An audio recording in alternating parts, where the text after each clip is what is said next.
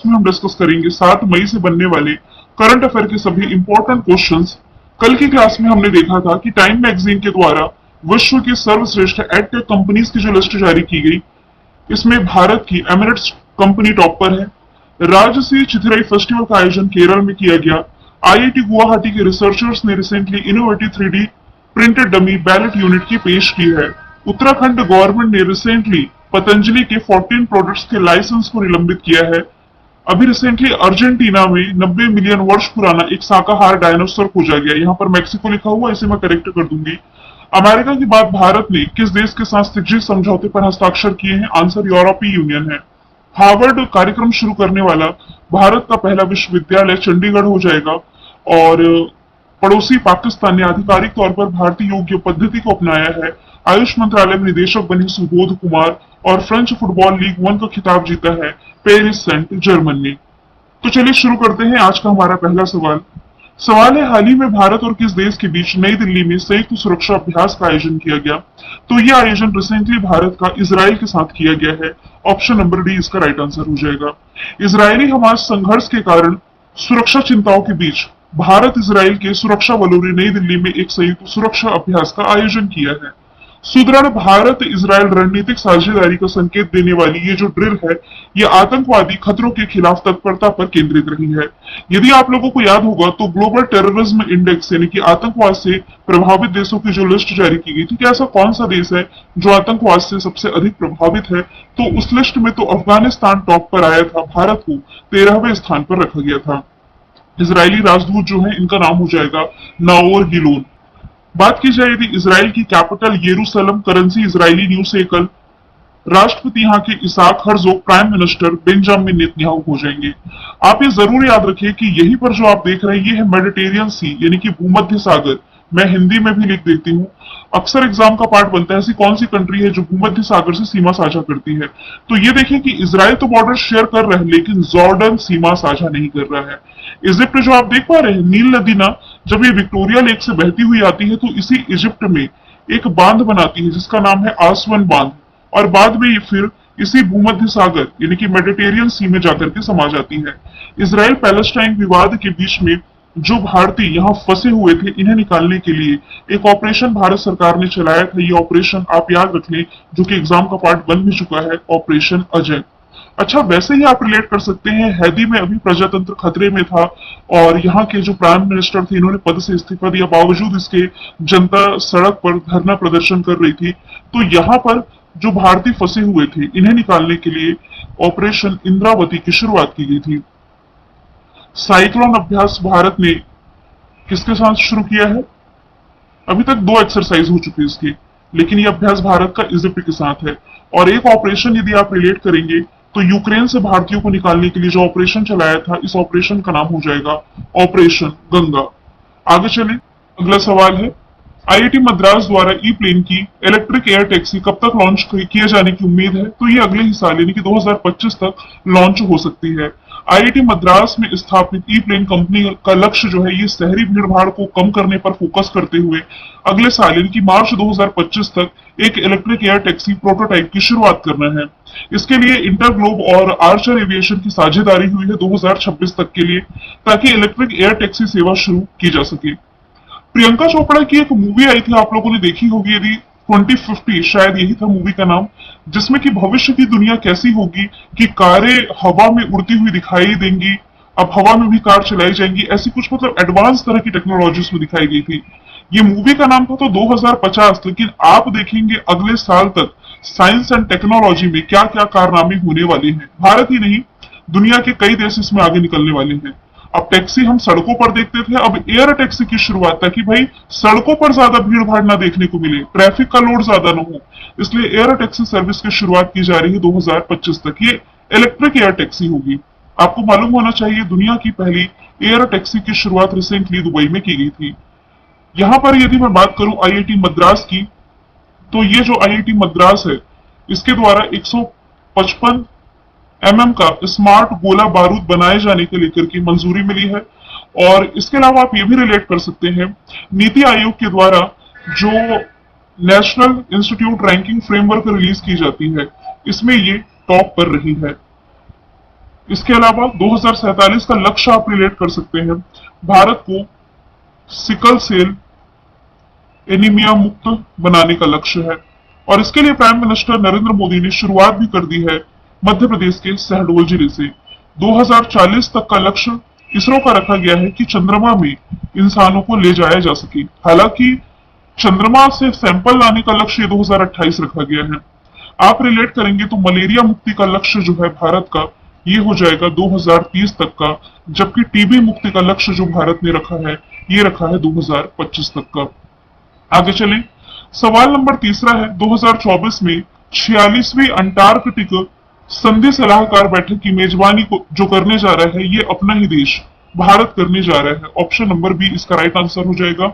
इसका 46वां एडिशन है जो कि इसी महीने 20 से 30 मई तक केरला के कोच्चि में आयोजित किया जाएगा। इसमें 60 से अधिक देशों के 350 से अधिक प्रतिनिधि पार्टिसिपेट करेंगे।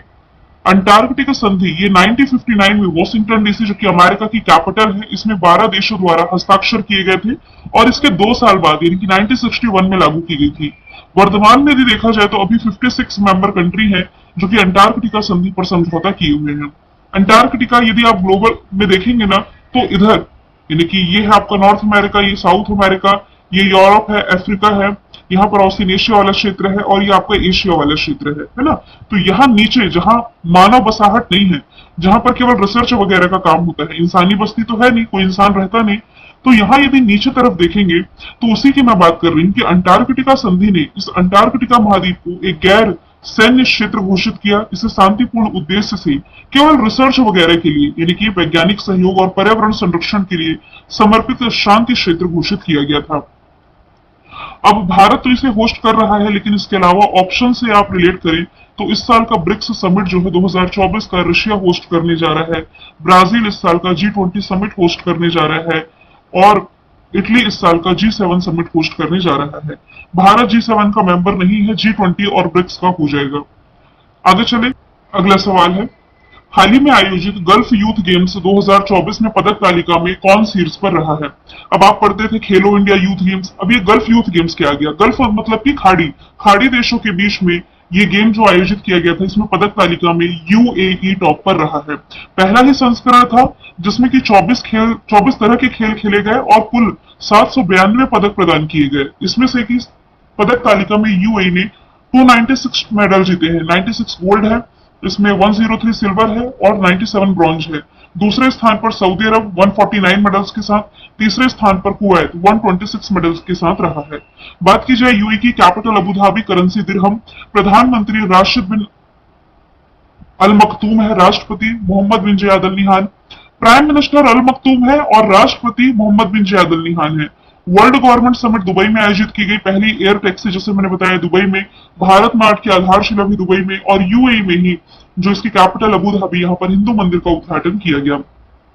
मैंने करंट अफेयर में आपको यह भी बताया है कि दुनिया का जो सबसे बड़ा एयरपोर्ट है ये इसी दुबई में बनने जा रहा है। आगे चले, सवाल नंबर 5वां है, कौन सा बैंक है जो कि 8 ट्रिलियन रुपए का मार्केट कैप हासिल करने वाला भारत का दूसरा बैंक बना है? तो ये बन गया है आईसीआईसीआई बैंक। तो पहला कौन था? पहला था एचडीएफसी बैंक। एचडीएफसी के बाद 8 ट्रिलियन का मार्केट कैप पार करने वाला ये भारत का दूसरा बैंक बना है। हालांकि आईसीआईसीआई बैंक भारत की टॉप 5 कंपनी में शामिल हो गई है जिसका मार्केट कैप 8 ट्रिलियन है, लेकिन बैंकों में तो दूसरा स्थान है ना, एचडीएफसी के बाद। तो टॉप 5 कंपनी जिनका मार्केट कैप 8 ट्रिलियन के पार है, इसमें रिलायंस इंडस्ट्रीज लिमिटेड है, टीसीएस है, एचडीएफसी, आईसीआई और फिर 5वें नंबर पर आता है एसबीआई। आईसीआईसीआई बैंक की स्थापना 1994 है, मुंबई में headquarter, Sandeep Bakhshi MD CEO हो जाएंगे। ऑप्शन से यदि आप रिलेट करें ना तो स्टेट बैंक ऑफ इंडिया और एचडीएफसी दोनों का हेडक्वार्टर मुंबई महाराष्ट्र में है। एसबीआई से आप रिलेट कर सकते हैं, इसने अपना ब्रांड एम्बेसडर महेंद्र सिंह धोनी को बनाया है।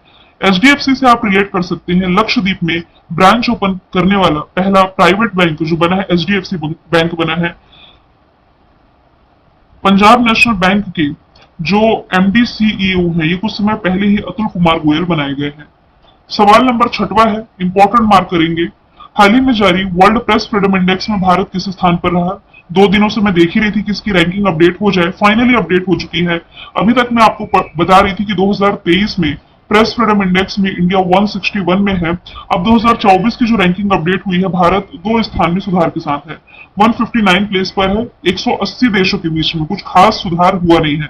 हैरानी की बात यह है कि भारत अपने पड़ोसी देश पाकिस्तान से भी पीछे है। पाकिस्तान की रैंकिंग 152 है, श्रीलंका इसमें 150वें स्थान पर है। टॉप पर फिर से नॉर्वे है, दूसरे स्थान पर डेनमार्क और तीसरे स्थान पर स्वीडन है। आपको यह जरूर याद रखना है कि ये जारी किसके द्वारा की जाती है रिपोर्ट। रिपोर्टर्स विदाउट बॉर्डर नामक संस्था ये रिपोर्ट रिलीज करती है, रिपोर्टर्स विदाउट बॉर्डर्स। वैसे यदि आप रिलेट करें ना, तो खुशहाली सूचकांक यानी कि हैप्पीनेस इंडेक्स में भारत 126 है, टॉप पर फिनलैंड है। इसके अलावा पीस इंडेक्स में भी भारत 126 है, टॉप पर इसमें आइसलैंड हो जाएगा। दूसरे नंबर पर है 127। तो जेंडर गैप रिपोर्ट जो रिलीज किया गया है, इसमें भारत हो जाएगा 127 में, टॉप पर हो जाएगा आइसलैंड। हंगर इंडेक्स जो रिलीज किया गया था, इस हंगर इंडेक्स में इंडिया 111 स्थान पर है, टॉप पर इसमें हो जाएगा बेलारूस। अगला सवाल है, हाल ही में किस देश ने चंद्रमा के अंधेरे हिस्से से मिट्टी वापस लाने के लिए चांग E6 लॉन्च किया है? तो ये लॉन्च किया गया है पड़ोसी चाइना के द्वारा। चाइना ने चंद्रमा के सुदूर हिस्से से नमूने एकत्रित करने के लिए चांग E6 मिशन ये लॉन्च किया है। अगर ये मिशन सफल हो जाता है तो चाइना चंद्रमा के सुदूर हिस्से से नमूने एकत्रित करके पृथ्वी पर वापस लाने वाला दुनिया का पहला देश होगा। आप ये जरूर याद रखें कि चंद्रमा पर जाने वाला भारत चौथा देश है। पांचवा देश है जापान। चंद्रमा के साउथ पोल पर जाने वाला भारत पहला देश है, और इसके डार्क हिस्से से सैंपल यदि ये कलेक्ट कर लिया तो ये उपलब्धि हासिल करने वाला पहला देश ही चाइना हो जाएगा। अमेरिका और सोवियत संघ ऐसे दो देश हैं जिन्होंने चंद्रमा से पृथ्वी पर नमूने लाने में सफल हुए हैं, लेकिन इन देशों ने चंद्रमा के नमूने चंद्रमा के निकट हिस्से से लेकर के आए थे। मैं बात कर रही हूं कि डार्क हिस्से से लाने वाला पहला देश यदि सफल हुआ तो चाइना बन जाएगा। बात की जाए यदि चाइना की कैपिटल बीजिंग करेंसी रेनमिन में प्रेसिडेंट सी जिनपिंग है। Hand in hand exercise. सबसे लंबी रिवर यांगशी ही एशिया की चाइना में प्रवाहित होती है। दुनिया का सबसे तेज इंटरनेट इसी ने लॉन्च किया। दुनिया की सबसे गहरी भूमिगत प्रयोगशाला और मीथेन बेस पहला रॉकेट दुनिया का इसी ने लॉन्च किया, जिसका नाम जुपिटर था। रशिया, इसने अभी अंगारा मिशन का सफल परीक्षण किया है। भारत इस साल गगनयान मिशन पर वर्क कर रहा है, जिसके तहत 4 अंतरिक्ष यात्रियों के नाम की घोषणा हो चुकी है। जापान चंद्रमा पर जाने वाला 5वां देश बना है। अगला सवाल है, पेंशन विभाग ने हाल ही में सरकारी सेवानिवृत्त लोगों के लिए एक ऑनलाइन पोर्टल लॉन्च किया है। इसका नाम हो जाएगा भविष्य पोर्टल। तो पेंशन विभाग ने सरकारी जो रिटायर लोग हैं इनके लिए पेंशन भुगतान और स्वीकृतियों पर नजर रखने के लिए भविष्य नाम का एक ऑनलाइन पोर्टल लॉन्च किया है। ये portal SBI, bank of Baroda, Punjab national bank, Canara bank सहित 5 बैंकों के पेंशन प्रसंस्करण और भुगतान सेवाओं के साथ इंटीग्रेटेड है, यानी कि एकीकृत है। सवाल नंबर 9 है, हाल ही में थॉमस कप और ऊबर कप 2024 किसने जीता है? आंसर हो जाएगा China, option number B. China की बैडमिंटन टीम ने पुरुषों का थॉमस कप और महिलाओं का ऊबर कप जीत करके खेल में अपना दबदबा है जो कि कायम रखा है।